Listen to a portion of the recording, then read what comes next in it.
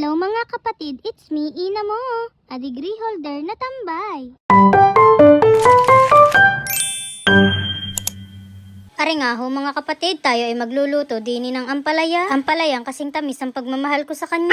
Are nga pala at pagkahiwa ko ng ampalaya ay aking tinanggal na lang dini yung gitna gamit ang mahiwagang kutsara, tas ginayat-gayat ko na. Aba, ay tingnan mo nga naman, nagagayat lang ako dini ay may audience pa. Maggayat na lang kaya palagi ako ng ampalaya para magkaroon ako ng audience. Kung mapapansin ninyo ay kagulo ng aking video at bata baga naman ang nag-video sa akin. Ay pasensya na ulit at maingay na naman ang ating background, ang ingay dini sa amin. Are nga at nagayat na ako dini ng sibuyas. Abay, tingnan mo nga naman yan nung arte, nagagayat lang ng sibuyas ay may pag-iyak pa. Ay siya, sino ka namang hindi mapapaiyak kung sibuyas ang iyong ginagaya? Are nga at pagkatapos ko magayat-gayat ng mga kailangan ay nagisa na ako ng bawang at sibuyas, tapos inilagay ko na rin aring kamatis. Hindi ko nga laang inilahat ang kamatis, gawa nang ilalagay ko sa itlog na pula at hindi ako kumakain ng ampalaya, ay pasensya na. Are nga at pagkababad ko sa tubig na may asin aring ampalaya ay inilagay ko na rin dini sa kawali.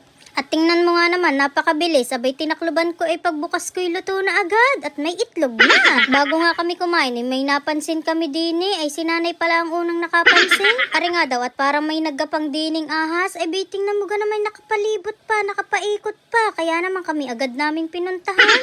At nagtingin-tingin kami sa taas ng puno ng mangga, pati sa baba. Ay nagamit na lahat namin ang aming mga isip. Ay di namin mawari kung ano baga ang gumapang dini. At buti na lang dumaan ang aming kapitbahay at tinanong namin kung ano kaya yun. Saka pala ang namin nalaman na suso pala ang gumapang dini. Ay pasensya na, akala namin ahas Aba, ay nakakatakot naman.